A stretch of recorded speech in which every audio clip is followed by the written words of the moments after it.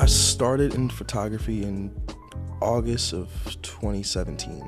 Okay. Yeah. And what was the impetus for pursuing? Were you already making music at that point?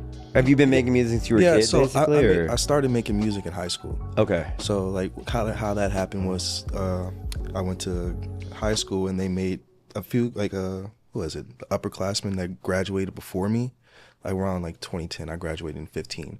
So around 2010, the class I'm getting tongue tied. The seniors around that time, they made a chicken strip song. Okay. And they uploaded it on YouTube, and I thought, man, this is trash. I'm like, this sucks. But I feel like, man, I can make something better, and I feel like I did. Yeah. And I was on the school news team at the time. Oh, so cool. I got to film a music video for it, and I got to show it to the whole school. And how old were you? I was 17, 18 Okay. maybe. So yeah, that kind of became like the highlight of my senior year.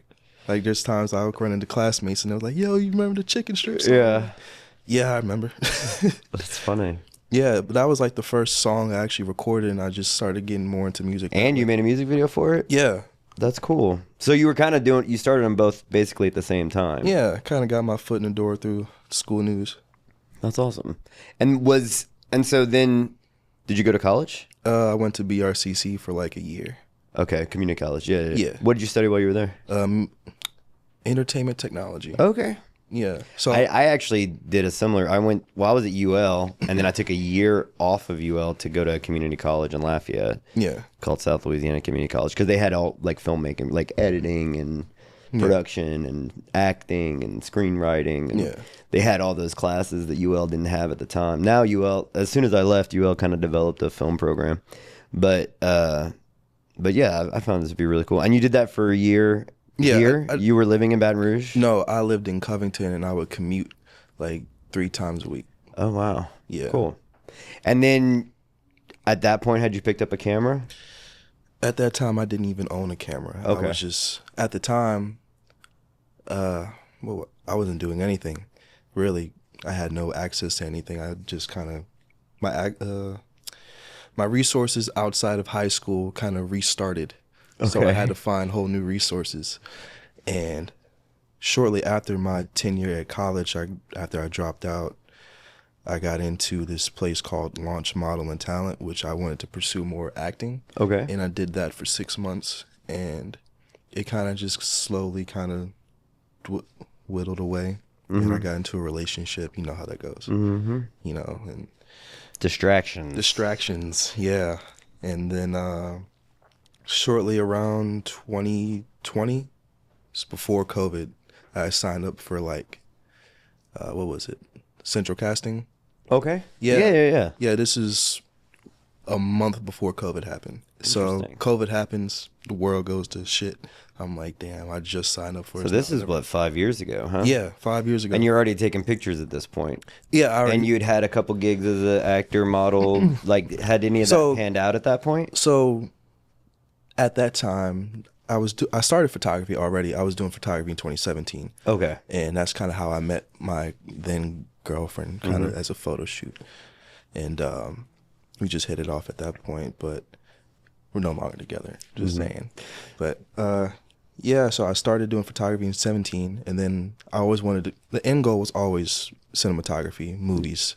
That's where I always wanted to be ever since I was like, even as a kid, that idea was floating around in your head, like, I want to make movies. Yeah, like that seed got planted by like Will Smith early on. Fuck yeah. He was the man who planted the seed. Mm-hmm.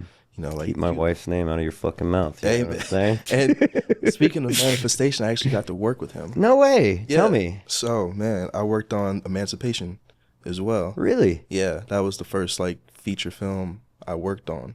I worked on that for like 6 months. Holy shit, doing what? I started out as an extra, and then I ended up being a PA. Wow. Yeah. And how was that? At first, it's crazy because that kind of goes into manifestation. So I remember the beginning of the year of 2021, I made a post on my old Twitter account, and I made a list of celebrities. Like, it was like Will Smith, it was Leonardo DiCaprio, Johnny Depp, anybody who you could think of, just about anybody who I looked up to. It's like, I'm going to work with them one day. Fuck yeah. And Will Smith.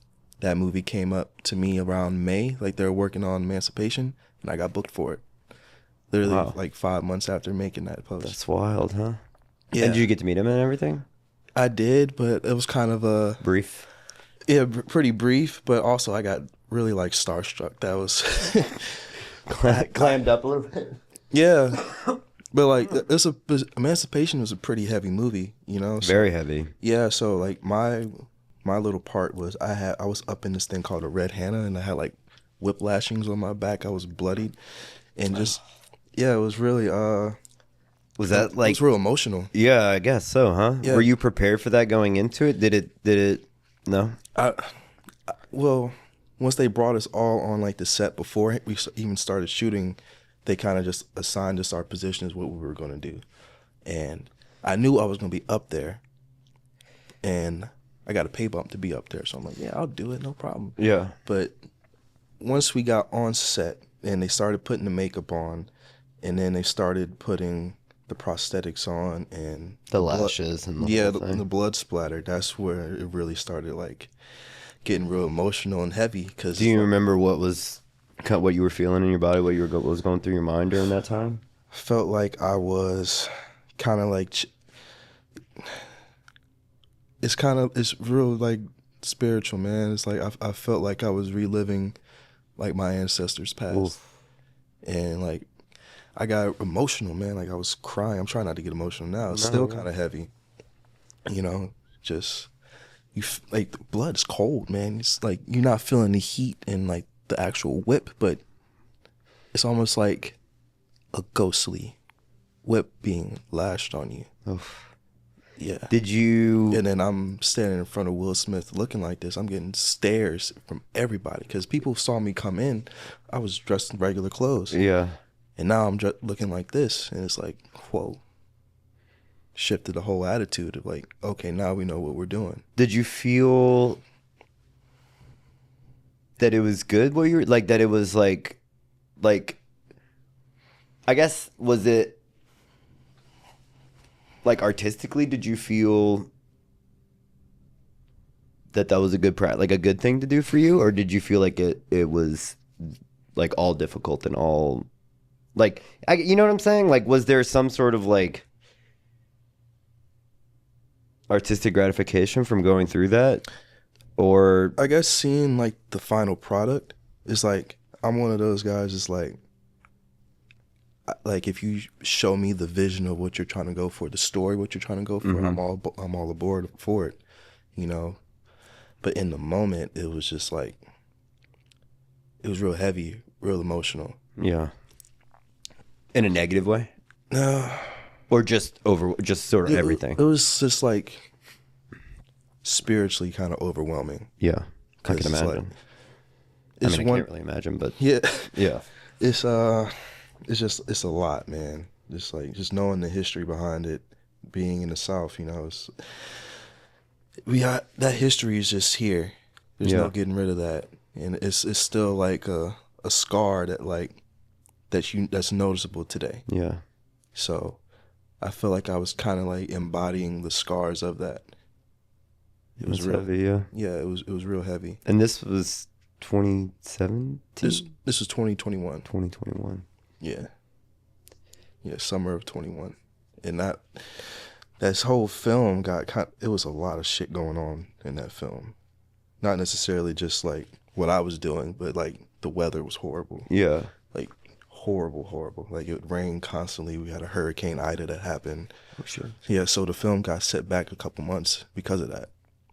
Which is why I worked on it for 6 months. I see. Yeah. And did that end up being a good opportunity for you, like in terms of like opportunity wise, it was a great opportunity because I got to meet a bunch of people who I'm still in contact with today, and that kind of was like my introduction and my foot in the door in the film industry. were there breadcrumbs that led between that and Sinners? Yeah, Okay.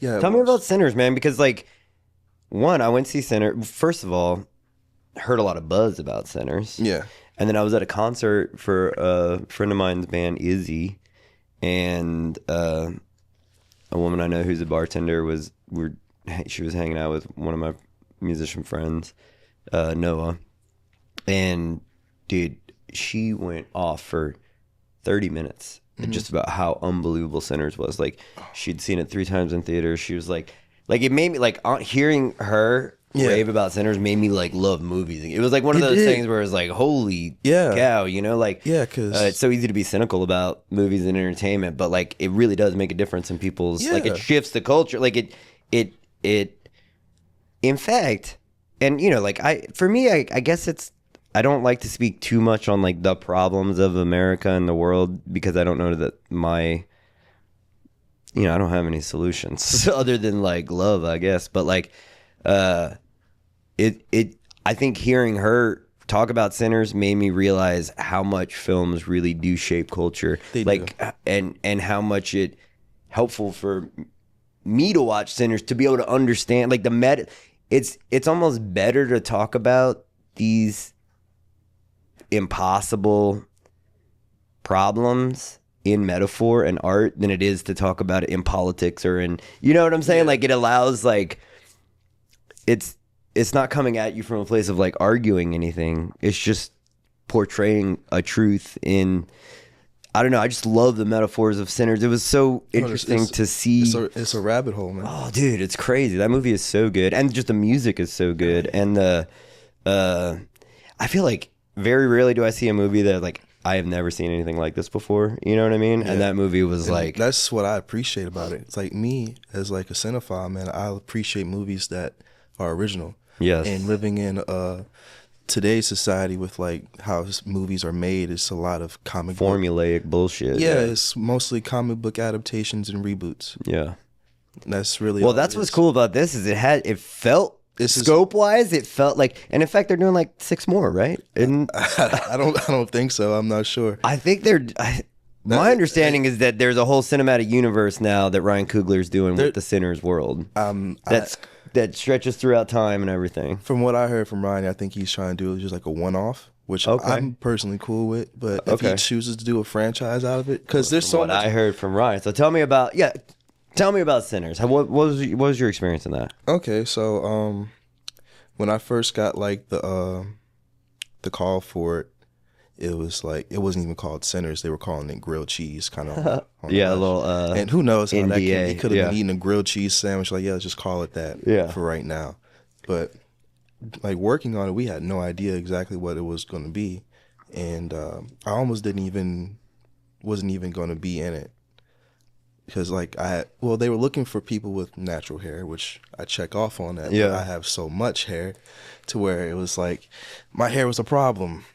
Interesting. Yeah, so they were like, "Are you willing to cut it?" I'm like, "No, I'm sorry. I grew my hair too long in order just to cut it for like $150." How long is it without braids? It's still to like my shoulder, man. Yeah, that's crazy. Yeah, so I take a lot of pride in my hair, but I'm not going to cut it for $150. Yeah, no way. No, not at all. So I had to Google like pictures of like Frederick Douglass or something, man, that could justify justify my hair, length. and they were able to work me in there and bobby pin my hair up. And you got a close up, dude. Yeah, so the close up I wasn't even expecting that. Yeah, at all. I wasn't either because I remember you said you were in it. I went to see it and I was like, yeah, a full on close up of like working on it, like we had like our little spot, so they were looking for people who would just be there, like play guitar, stuff like I play guitar as well, but I figured let me go on set with something a little bit more of the time, so I popped up there with like a cigar box guitar. I learned how to play it literally like a day before. I had no idea how to play it. I just looked up notes and just started just playing it and everything, but they ended up not using it. They didn't want that to be in the town scene, which is okay, no problem. But I still brought it every day. Yeah. And they had me posted on like this little pole with the guys like smoking cigarettes and stuff like that, which it was really cool. I got to meet some cool guys working there, and I think it was like the last day we were filming that, the DP, she saw us posted over there and it's like, I like the way they're standing over here, and it's like, hey, can we do a close-up of you guys? I'm like, yeah, we all looking like, yeah, this is our chance right here, So she came up with the IMAX camera. Dude, that camera is like really loud. I didn't realize how loud film cameras were. especially IMAX. Yeah. Yeah, I haven't used it yet. It was about as big as this table, honestly. Yeah. And like it has a big rig. It sounds like a little mini lawnmower going off, and it's just recording. I had no idea how it was going to come out, or if they were even going to use a take. Yeah. So whenever I went to like the screening for it, I saw myself and the guys I was with on camera. I was like, "Yo, Fuck yeah, dude." Yeah, I was like, "Fuck yeah." Dude, in the grand scheme of things, there's only so many people in all human existence that have gotten a close up on an IMAX camera. Yeah. And you know what I'm saying? Like, it's pretty crazy. I got to see myself on the IMAX film. That's crazy, dude. My picture That's is crazy. on IMAX. Immortalized. It's immortalized. That's something I plan on bragging. And so, did you get to meet Ryan? I did. Like hearing during the time we were filming it, I didn't really get a chance to really talk to him. You know, they're all in their own little mode and stuff like that.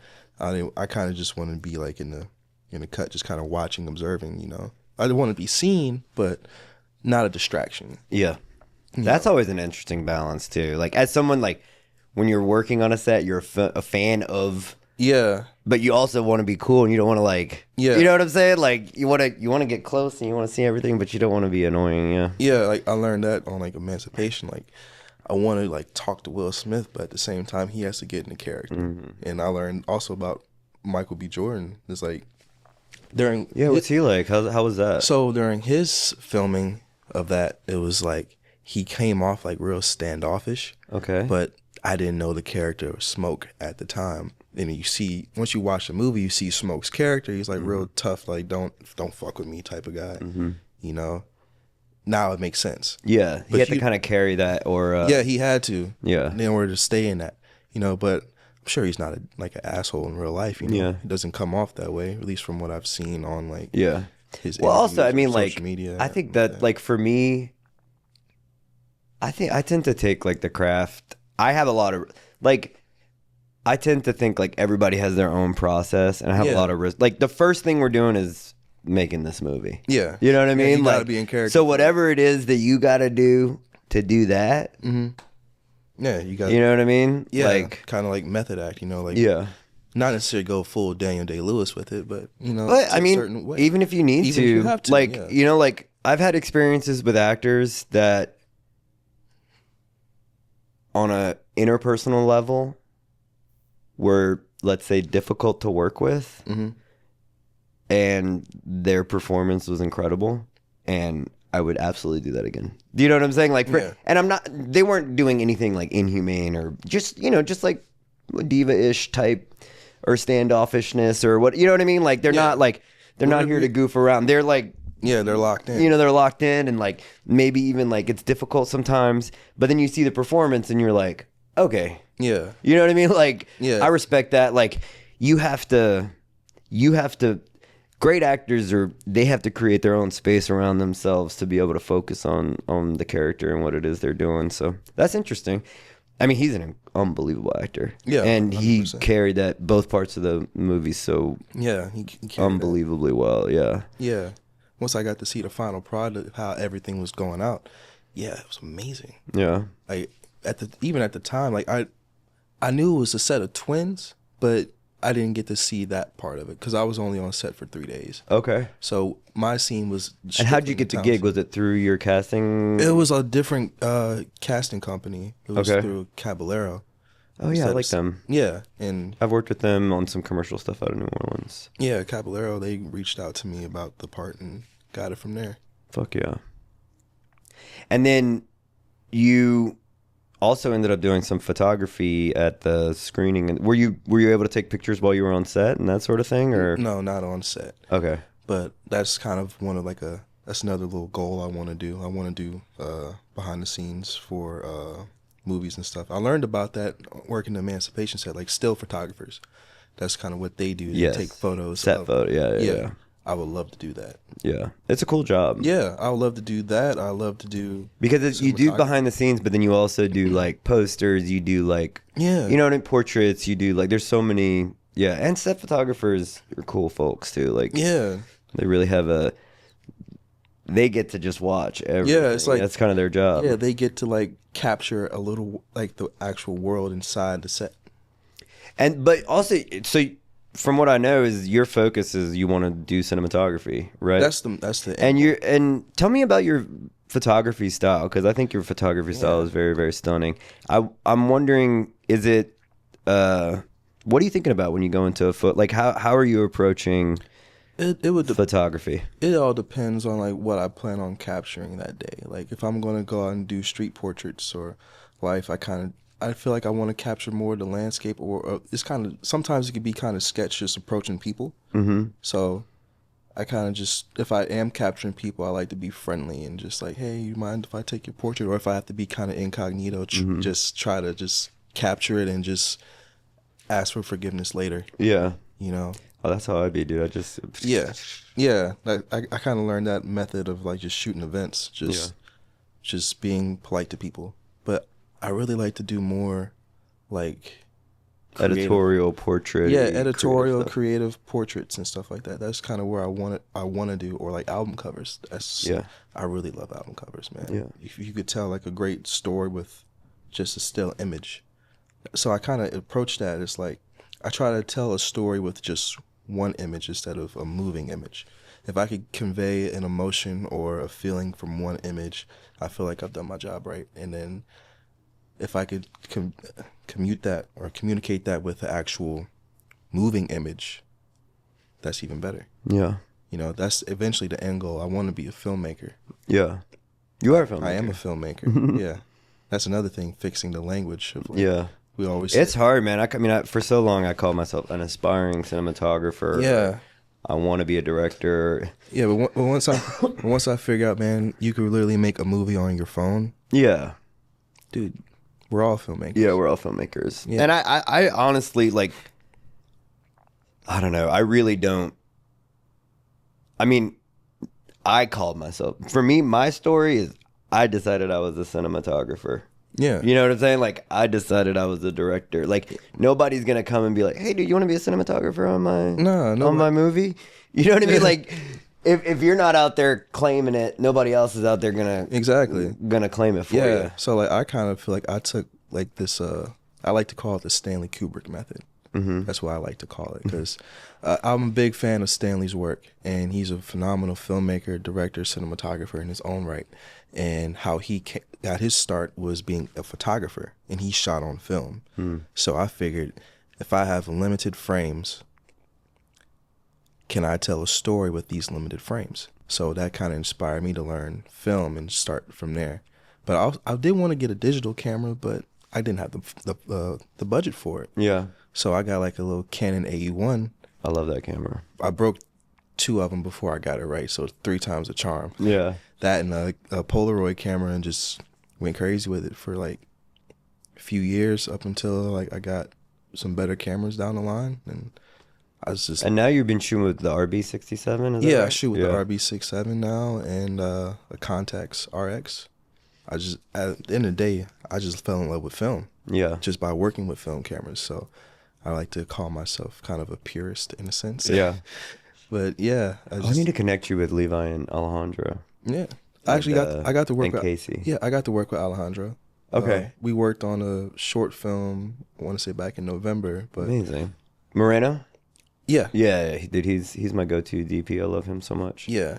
And I kind of got to watch him work we didn't really get to talk much, but I got to watch him work and stuff like that. Yeah, he's special. Yeah. He has he's very sensitive and observant and quiet, and his energy is immaculate, and he's I love him so much. Yeah. Yeah. He seems like a cool guy. He really is. Yeah, y'all should definitely get to know each other. And Levi and Casey are really big like film advocates in New Orleans, and they're like always pushing the film thing and working on film projects. Okay, I'm not sure if So I need to connect you with them. Yeah. Yeah. You should definitely go out and There's also another guy in New Orleans, this guy named Rudy. He has his own little film company called Trash Boy Films. I haven't heard of them. Interesting. Yeah, he's a great guy. Okay. Yeah, I just worked with him on a music video for a Baton Rouge rapper named Wakai. Wakai. Yeah, so he has a video coming out. Actually, comes out tomorrow. No way. So yeah.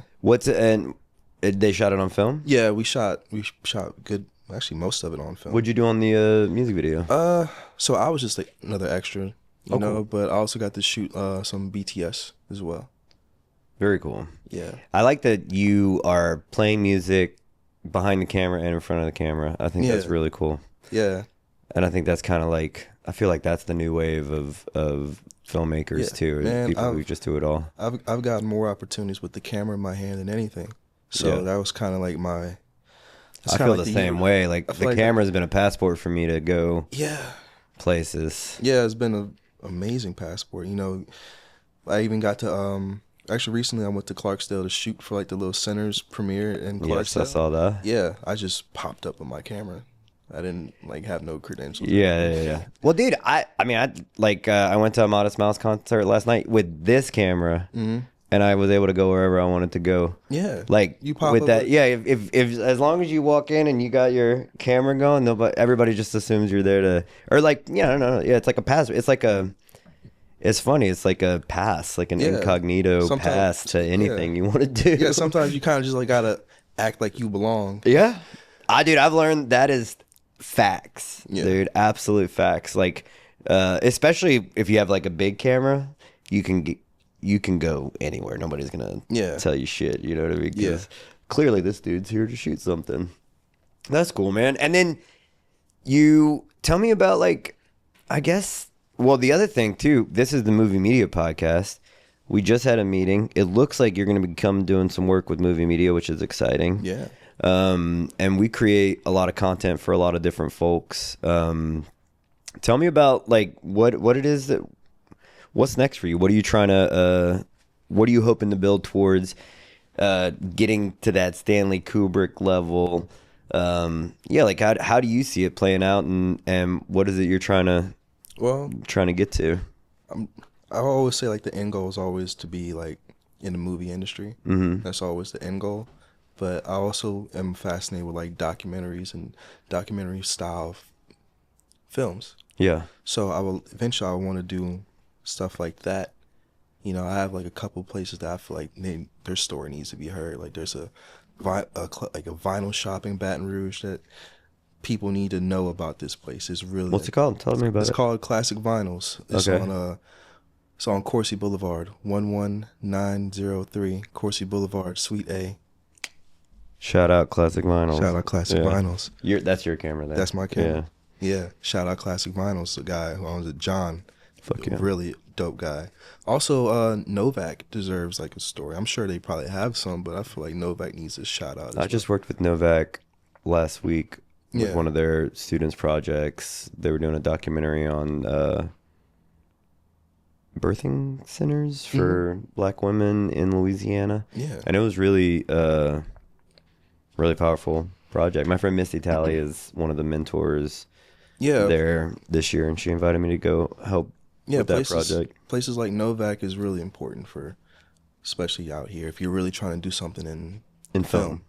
Because like my original goal was like I was just going to work my warehouse job, stack up money, and move to California. But that kind of didn't happen for life reasons, you know? But it just seems like Hollywood came to me. Yeah. And, you know, with the film tax credits, that stuff that's been going on out here for a little minute, it just seems like it's coming to me now. I feel like we're going to have a lot more work. I think so. I also think, like, I mean, I'm not like in some ways I don't really feel like I'm actually part of the real film industry. You know what I mean? It's like I've been on my own little path and my own little journey, and I've made films. You know, I've made feature films and a gazillion short films, and I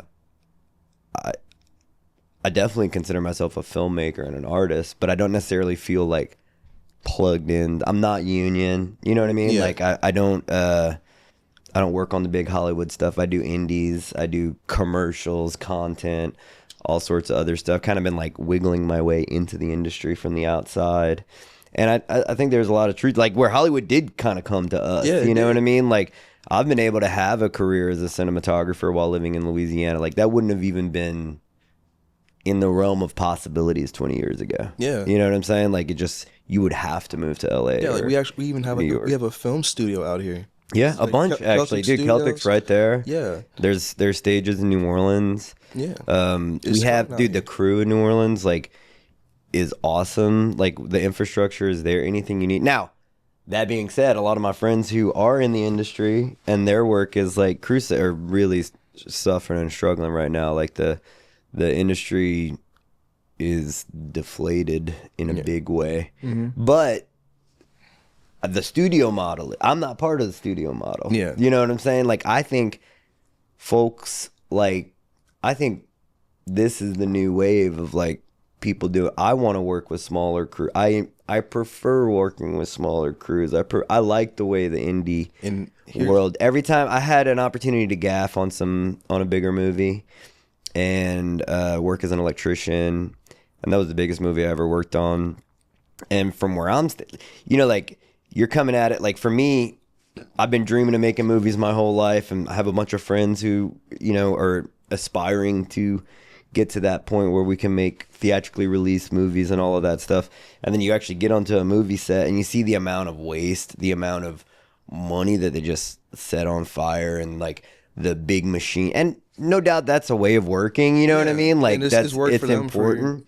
And but when you're not coming at, like, oh, that's how you make a movie. When you're inventing how to make movies on your own and learning how to make movies on your own, it's like, for me, it's like, man, I really feel like for $9 million, dude, like, me and my buddies could make, you know what I'm saying? Like, that's a lot of money. You know what I mean? I think the main thing about that is more so like permits and budgets. And well, just like also just career. Like, I think one thing for me, like, I felt this is kind of when I started, like, oh, I want to be a cinematographer. When I finally decided that that's what I wanted to do, which was about 10 years ago. I'm 38 now, like probably 28-ish, when I was like, cut my first cinematography reel and decided to pursue cinematography. In my mind, and so, I don't know how this comes off, but like, I look at Roger Deakins' work, I look at Hoyt's work, I look at Stanley Kubrick's work, and I haven't made that kind of stuff yet, but I think I could do that. You know what I'm saying? Like, person who, like, who I feel it doesn't really get like the recognition or the shine that he really deserves on being like an indie filmmaker is Robert Rodriguez. Oh, he's incredible. Yeah. He had his movie El Machete. Yeah, El Mariachi. El Mariachi. El Mariachi. Sorry, that he made for $7,000. Yeah, $7,000. Have you read Rebel Without a Crew? His book? I haven't read it, but I learned about it in college. Yeah, and I got to watch the movie in college. Yeah, so that I read that book back in college. Yeah, and he filmed it on like a 16 millimeter Bolex. Yeah, one take everything. Yeah, dude, and he shot it, a lot of it in sequence too, which is crazy. No, that whole story of that. I mean, and that's a dude. I mean, how many times have you seen $100 million movie that sucks ass, and then you see an indie movie that changes your perspective on life? And there are a bunch of indie movies that suck ass too, and there's some expensive movies that are great.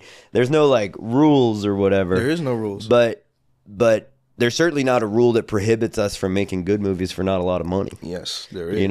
And I feel like in today's age, the thing that's going to be the real game changer, cell phones. Yeah. It already is. Yeah. Because you think of it this way, I think right? there's still a gap. I think it's coming. I think within the next 10 years, an iPhone's going to look basically like an Alexa. Here's how I'm telling you now. Because 28 years later, the new movie shot on iPhone. I know. I want to see it. Is it out right now? I'm not sure if it's out yet. Coming soon. It's coming soon. But, man, that is going to change the game for a lot of filmmakers. Yeah. The fact that you can film everything on your iPhone. At this point, there's been a number of, like... there's that really famous one, which was, Louise Sean Baker's first movie, Tangerine. I'm not thinking of Tangerine was shot on the iPhone 5 or whatever, and it looks with an anamorphic adapter. It looks great. And then Steven Soderbergh made a couple movies on iPhone.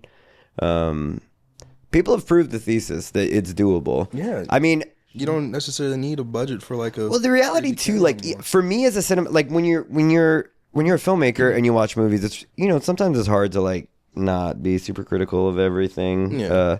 Like even Sinners, like one of my favorite movies I've ever seen.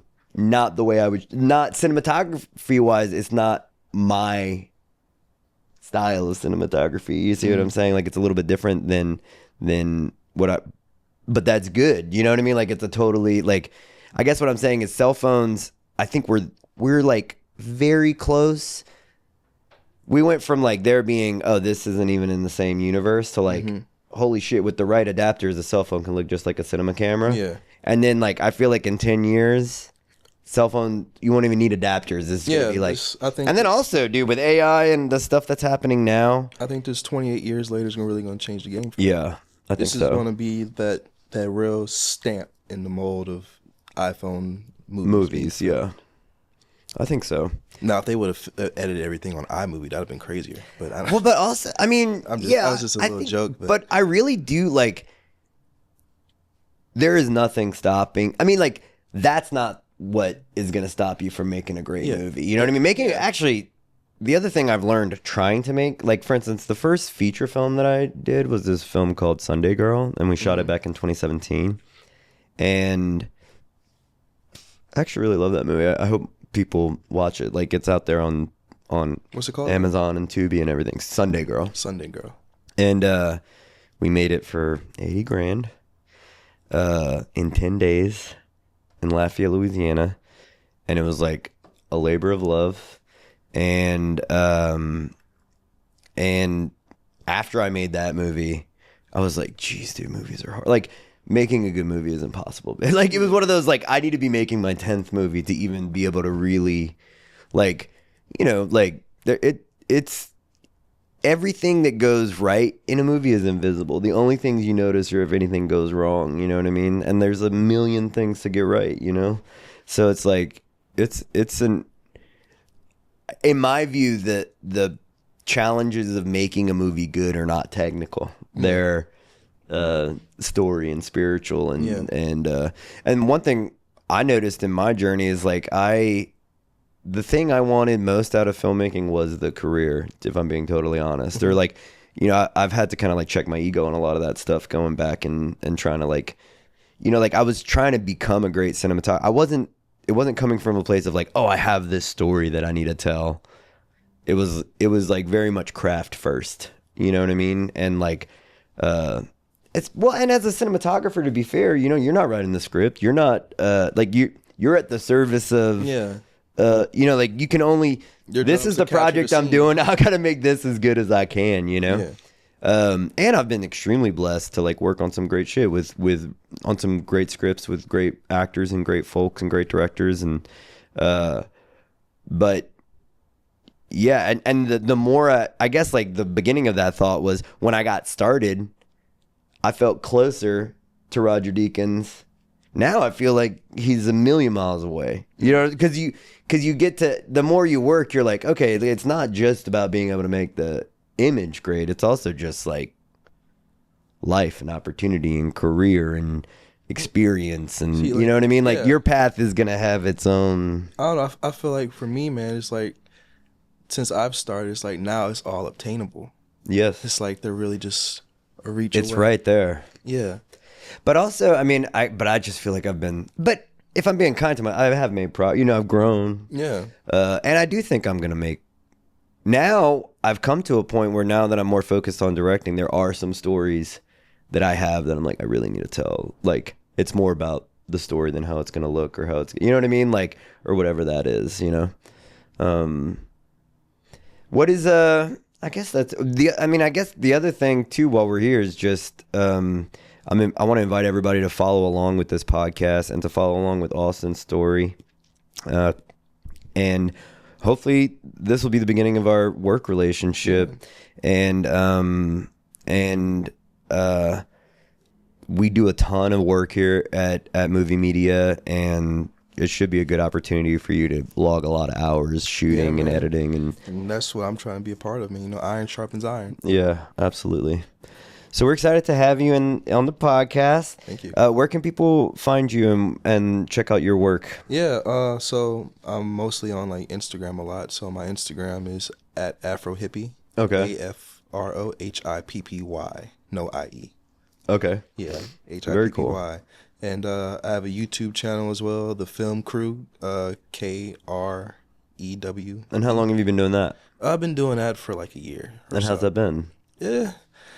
It's a lot growing with it. I'm still growing with it, but yeah, it's really just more so taking people on like my photography adventures when I do like landscapes or portraits or just things that I find interesting. doing stories, stuff like that. Very cool. Well, thanks. I have a website at the same name. So Afrohippie.com? No, the Film Crew. Oh, filmcrew.com. Yeah, the Film Crew. Thefilmcrew.com. Yeah. KREWE, like the Mardi Gras crew. Yeah, just like that. And like if you want to book me for a photo shoot. Which y'all should. Yeah. And I'll just say this, man, like your work is stunning. Thank you. It's really incredible. And you and I met at the Open Jam at Brickyard. Yeah. We're both musicians also. Mm-hmm. And I don't know, you meet a lot of people out in the world, and then I saw your work and I was just really floored by it and moved by it. Thank you. I'm excited to know you and excited to have you here in the studio. I'm excited. And hopefully we'll make a lot of work together. I think it'll be fun.